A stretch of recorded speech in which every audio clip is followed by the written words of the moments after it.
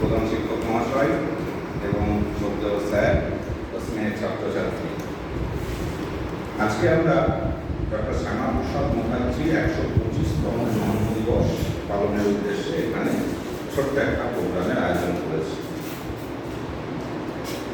বলা বাহুল্য, তোমরা এই আয়োজনটা করেছ ছাত্রছাত্রীরা সবাই মিলে। তো ডক্টর শ্যামাপ্রসাদ মুখার্জি, তার জীবনী আমাদের পশ্চিমবঙ্গের মানুষের তো অবশ্যই, গোটা ভারতবর্ষের মানুষের পক্ষে বা মানুষের কাছে জানাটা কতটা জরুরি, সেটা আমরা ডক্টর শ্যামাপ্রসাদ মুখার্জি সম্পর্কে যত পড়ব তত আরও বেশিভাবে বিষয়টাকে অনুধাবন করতে পারব। তো আমাদের পশ্চিমবঙ্গের মানুষের কাছে তিনি কেন এত বলা যেতে পারে তাদের যে জীবনীটা সম্পর্কে জানবো আমরা, সেটা কেন এতটা দরকার।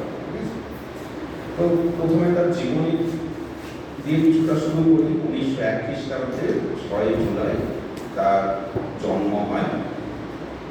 তার বাবার নাম ছিল আশুতোষ মুখোপাধ্যায়, যাকে আমরা বাংলার বাঘ হিসেবে চিনি।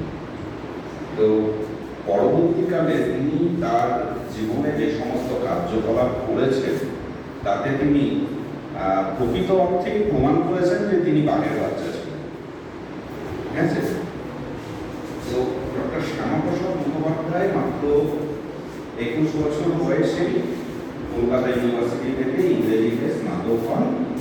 পরবর্তীকালে তিনি বাংলা ভাষা নিয়েও পড়াশোনা করেছেন বা বিভিন্ন ভারতীয় ভাষা নিয়েও পড়াশোনা করেছেন। তারপরে তিনি ইউরোপ থেকে বা শুধু ইংল্যান্ড থেকে ব্যারিস্টারি পাস করে আসেন এবং 1934 খ্রিস্টাব্দে কলকাতা বিশ্ববিদ্যালয়ের উপাচার্য হিসেবে নিযুক্ত হন। প্রথম সর্বকনিষ্ঠ উপাচার্য হিসেবে তিনি নিযুক্ত হয়েছিলেন এবং 1938 খ্রিস্টাব্দ পর্যন্ত তিনি কলকাতা বিশ্ববিদ্যালয়ের উপাচার্য ছিলেন। এই সময়কালে তিনি বিশ্ববিদ্যালয়ের উন্নয়ন এবং শিক্ষার উন্নয়নের জন্য বিভিন্ন পদক্ষেপ গ্রহণ করেছিলেন, যেটা এখনো কলকাতা ইতিহাসে সংরক্ষণ করে লেখা রয়েছে। পরবর্তীতে তিনি রাজনীতিতে যখন যুক্ত হন, অবিভক্ত বাংলার যে স্বায়ত্ত শাসন কিছুটা দেওয়া ছিল ইংরেজদের তরফ থেকে, সেই অবিভক্ত বাংলার অর্থমন্ত্রী হিসেবে তিনি কিন্তু কাজ করেছিলেন 1941 খ্রিস্টাব্দ থেকে শুরু করে 1947 খ্রিস্টাব্দ, অর্থাৎ স্বাধীনতার আগে পর্যন্ত। মানে স্বাধীনতার সময় যখন দেশ স্বাধীন হলো, নতুন মন্ত্রিসভা গঠিত হলো, সেই মন্ত্রিসভায় জওহরলাল নেহরু তাকে সাড়া দিয়ে তিনি ভারতের শিল্পমন্ত্রী হিসেবে নিযুক্ত হয়েছিলেন 1947 সালের 15 আগস্ট থেকে শুরু করে 1950 খ্রিস্টাব্দ পর্যন্ত তিনি ভারতের শিল্পমন্ত্রী হিসেবে কাজ করেছেন। রাজনৈতিক জীবনে যখন তিনি যুক্ত হন 1941 খ্রিস্টাব্দে, সেই সময় থেকেই ভারত বিভাজনের একটা আওয়াজ উঠছিল যে কিছু মানুষ ছিলেন যারা নিজেদের ক্ষমতা নিজেদের হাতে রাখার তাগিদে ভারতের মধ্যে একটা বিভাজন তৈরি করার চেষ্টা করছিলেন। তাদের মধ্যে মূল যিনি ছিলেন মোহাম্মদ আলী জিন্নাহ, তিনি হিন্দু মুসলিম বিভাজন করার উদ্দেশ্যে মুসলিমদের জন্য একটা আলাদা রাষ্ট্রের দাবি করছিলেন। সেই সময় ডক্টর শ্যামাপ্রসাদ মুখার্জি কিন্তু এই ভারত বিভাজনের বিরোধিতা করেছিলেন। তিনি কোনো মতেই চাননি যে ভারত বিভাজিত হোক বা মুসলিম এবং হিন্দু এই ধর্মীয় হিসেবে ভারতের কোনো বিভাজন হোক, এটা তিনি কখনোই চাননি।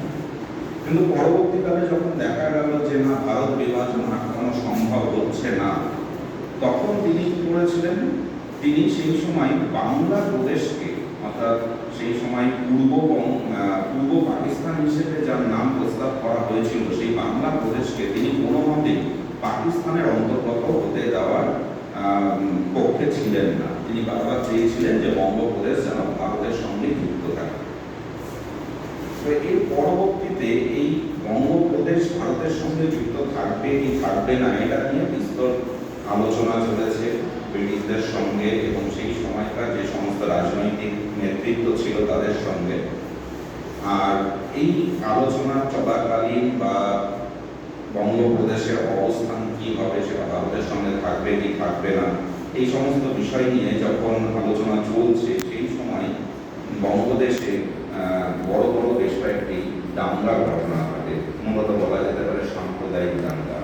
কিছুটা উস্কানিমূলক বক্তব্যের বেসিসে হয়েছে, কিছুটা ক্ষমতার লোভে হয়েছে, ঠিক আছে। বিভিন্ন সময়ে এই সাম্প্রদায়িক দাঙ্গা ঘটিয়ে বিচ্ছিন্নতাবাদী যে শক্তিগুলো ছিল তারা বঙ্গ বিভাজন বা বলা যেতে পারে বঙ্গপ্রদেশটাকে পাকিস্তানের সঙ্গে যুক্ত রাখার চেষ্টা করেছিল।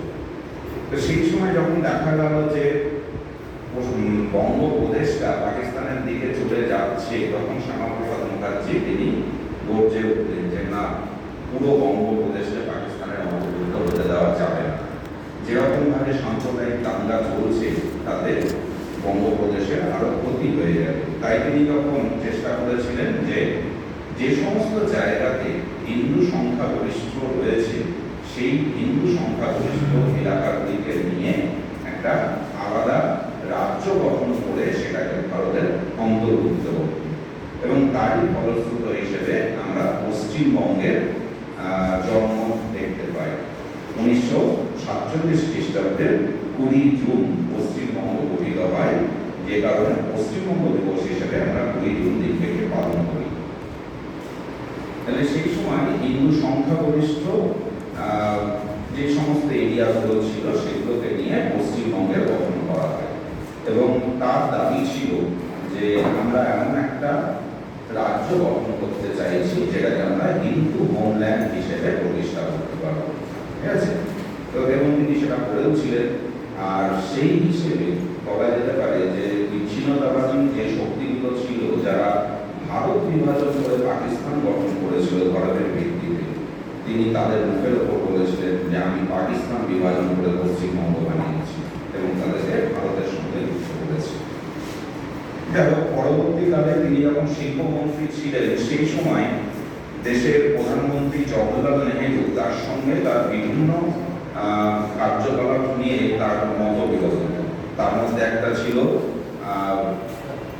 জওহরলাল নেহেরু এবং লিয়াকত, সেই সময় পাকিস্তানের প্রধানমন্ত্রী, সেই জওহরলাল নেহেরু এবং লিয়াকতের মধ্যে একটি চুক্তি হয়েছিল। সেই চুক্তিটা কি ছিল যে পাকিস্তানে যে সমস্ত হিন্দুরা ছিল যাদের ওপর সেই সময় পাকিস্তান গঠনের পরে অত্যাচার চলছিল তাদের সুরক্ষা নিয়ে একটা চুক্তি তৈরি হয়েছিল। সেই চুক্তিপত্র শ্যামাপ্রসাদ মুখার্জি কোনোমতেই মেনে নিতে পারেন, এবং তিনি এই চুক্তিপত্র না মেনে নেওয়ার কারণে 1950 সালে মন্ত্রিত্ব থেকে তিনি পদত্যাগ করেন, এবং মন্ত্রিত্ব ছেড়ে দিয়ে এসে তারপরে তিনি নতুন একটা রাজনৈতিক দল গঠন করেন, ভারতীয় জনসংঘ, 1993 সালে।